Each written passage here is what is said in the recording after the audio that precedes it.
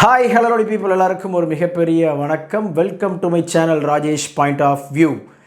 இந்த வீடியோ எதை பற்றினது அப்படின்றது ஆல்மோஸ்ட் நம்ம மக்கள் எல்லாருக்குமே தெரிஞ்சிருக்கும். எஸ், அஃப்கோர்ஸ் தமிழக வெற்றி கழகத்துடைய மாபெரும் வெற்றி அப்படி சொல்லக்கூடாது, வரலாற்று வெற்றி அப்படின்னு தான் சொல்லணும். ஆக்சுவலாக நான் தாவேகா காரணோ அல்லது தாவேகாவுக்கு சப்போர்ட்டோ கண்டிப்பாக கிடையாது. அவங்கள எதிர்த்து அரசியல் பேசக்கூடிய ஒரு ஆள் தான் கண்டிப்பாக. ஏன்னா சின்ன வயசுலேருந்தே நம்ம விஜய் சார் ஆக்டராக இருக்கிறப்பவே அவருக்கு அகைன்ஸ்டாகவே நம்ம பேசி பேசி பழகி, இப்போ அவர் அரசியலுக்கு நான் நாட்டு மக்களுக்கு நல்லது பண்ண போகிறேன் அப்படின்னு சொல்கிறப்ப கூட நம்ம எதிர்த்து தான் நிற்கிறோம். அதில் மாற்றுக்கிறதே கிடையாது. ஆனால் கண்ணியமாக எதிர்த்து நிற்போம் அப்படின்றத நான் தெளிவுபடுத்த சொல்லிடுறேன் ஃபஸ்ட்டே. கிட்டத்தட்ட 70-75 வருஷம் சகாப்தம் கொண்ட நம்ம திமுக ஒரு பக்கம், இன்னொரு பக்கம் 50-55 வருஷம் சகாப்தம் கொண்ட நம்ம அதிமுக, இந்த ரெண்டு கட்சிக்கும் மாற்றா நான் தான் அப்படின்னு சொல்லிட்டு அந்த எப்போவுமே அவர் சொல்லுவார் இல்லையா விஜய் சார், கான்ஃபிடெண்ட்டாக இருங்க வெற்றி நிச்சயம் அப்படின்னு சொல்லிட்டு. ஸோ அந்த வெற்றி அவருக்கு இப்போ கிடச்சிருக்கு அப்படின்றதுல கொஞ்சம் கூட எனக்கு மாற்றுக்கிறதே கிடையாது.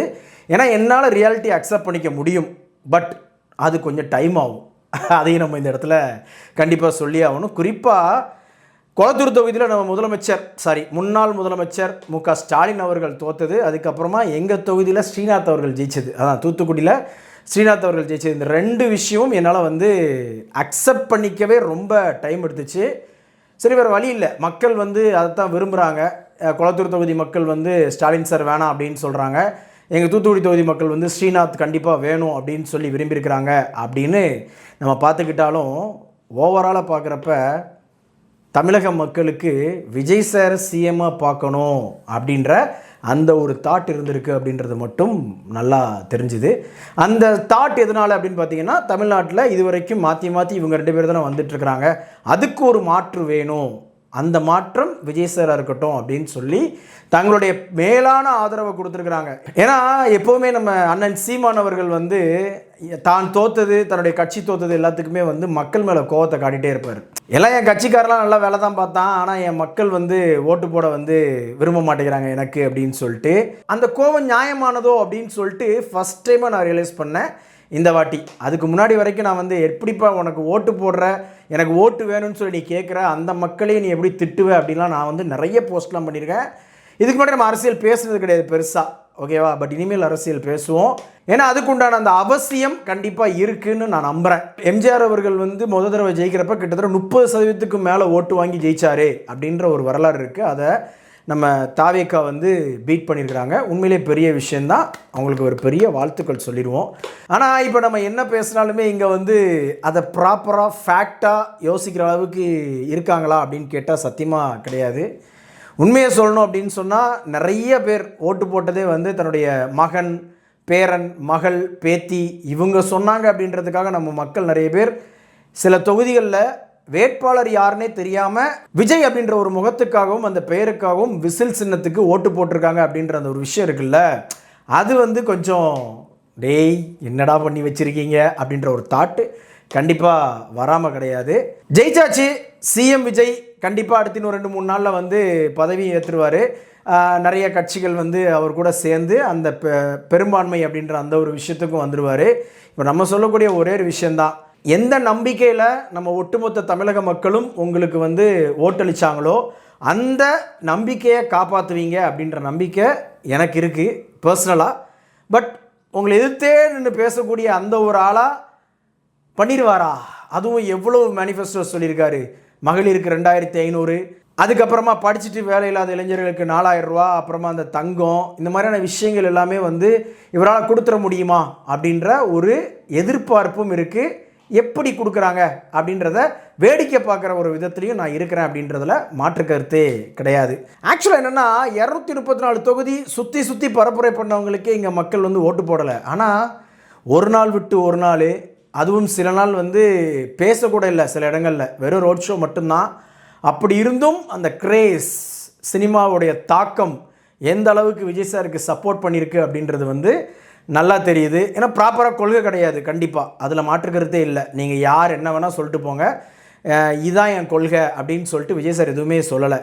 ஸோ அது எதுவுமே இல்லாமல், கோட்பாடுகள் எதுவுமே இல்லாமல் வெறுமன ஃபேஸ் வேல்யூ அப்படின்ற ஒரு விஷயத்துக்காக மட்டும் நம்ம தமிழக மக்கள் ஆதரவு கொடுத்துருக்காங்க அப்படின்றது வந்து சாதாரண விஷயம் கிடையாது.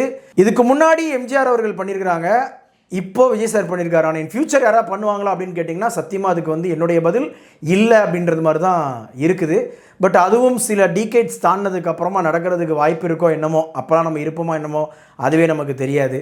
ஸோ இப்போது இந்த டைமில் நம்ம மக்கள் கொடுத்துருக்கக்கூடிய இந்த மிகப்பெரிய பொறுப்பை, அளப்பெரிய பொறுப்பை விஜய் அவர்கள் சரியாக பண்ணி மக்கள்கிட்ட அவர் சொன்ன அந்த ஒரு விஷயம் இருக்கு இல்லையா, கண்டிப்பாக நான் உங்களை ஏமாற்ற மாட்டேன் அப்படின்னு சொன்ன விஷயம், அதை வந்து காப்பாற்றுவாரே அப்படின்ற நம்பிக்கை எனக்கு இருக்குது. மக்களுமே அந்த நம்பிக்கையில் தான் வரலாற்று வெற்றியவே கொடுத்துருக்குறாங்க அப்படின்றதுல மாற்று கருத்தே கிடையாது. ஆனால் ஒரே விஷயந்தான், இனிமேல் உங்களுடைய அரசியல் நகர்வுகள் எதுவாக இருந்தாலும் சரி, அது வந்து எல்லாருமே உற்று நோக்கக்கூடிய ஒரு இடத்துல தான் இருக்குது. அதனால் இனிமேல் தொடர்ந்து நாமளும் நம்ம வந்து நம்மளுடைய கேள்வி கணைகள், அது வந்து நீங்கள் இப்போ நல்லது பண்ணீங்க அப்படின்னு சொன்னால் உங்களை பாராட்ட தயங்க போகிறது கிடையாது.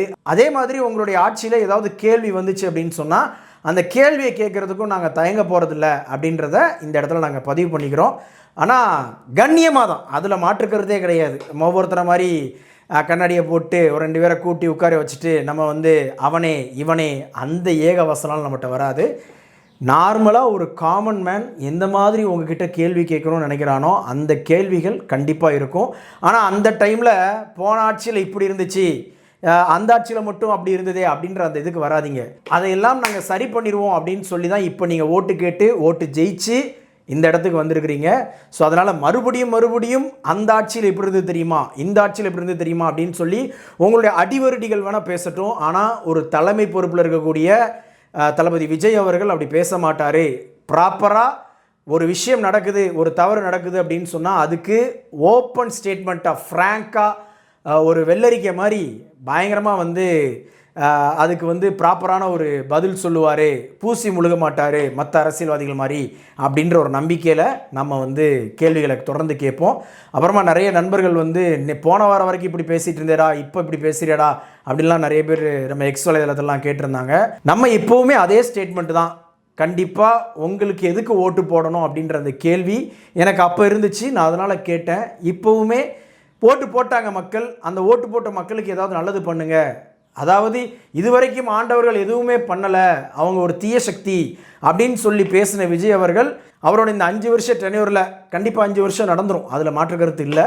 அந்த 5 வருஷத்தில் கண்டிப்பாக அவர் வந்து அவர்கள் பண்ணிய தவறுகள், அவர்கள் செய்த குற்றங்கள் எதையுமே பண்ணாமல் பாலாரும் தேனாருமா தமிழ்நாட்டில் ஓடுறதுக்கு, ஒரு அமைதி பூங்காவாக தமிழ்நாடு இருக்கிறதுக்கு, பெண்களுடைய பாதுகாப்பு, அதுக்கப்புறமா ஒரு ட்ரக் ஃப்ரீ சொசைட்டியை வந்து உருவாக்குவார் அப்படின்ற கான்ஃபிடென்ட்டோட நம்ம வந்து வெயிட் பண்ணுவோம். எடுப்புலேயே வந்து எதையுமே இது பண்ண வேண்டாம். உங்களுடைய செயல்பாடை பொறுத்து எங்களுடைய பேச்சுகள் இருக்கும் அப்படின்றத நம்ம இந்த இடத்துல பதிவு பண்ண கடமைப்பட்டிருக்கிறோம். ஏன்னா அவங்க ஃபாசிசம்னா நீங்கள் பாயாசமானு கேட்டால் நீங்கள் கண்டிப்பாக உங்களுக்கு எதிராக கேள்வி கேட்டால் கூட ஆமாம்ல இந்த கேள்வி நியாயமான கேள்வி தானே அப்படின்ற அந்த நோக்கத்தோடு பார்ப்பீங்க அப்படின்ற கான்ஃபிடென்ட் எனக்கு இருக்குது.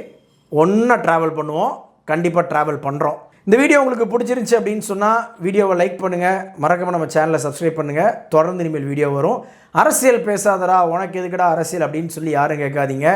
ஏன்னா நம்ம வீட்டு பிள்ளைங்க சொல்லி நம்ம ஓட்டு போடுற அளவுக்கு இருக்கும் அப்படின்னு சொன்னால் கண்டிப்பாக அந்த அரசியல் நம்ம பேசி தான் ஆகணும், அந்த அரசியல் நம்ம பழகி தான் ஆகணும்.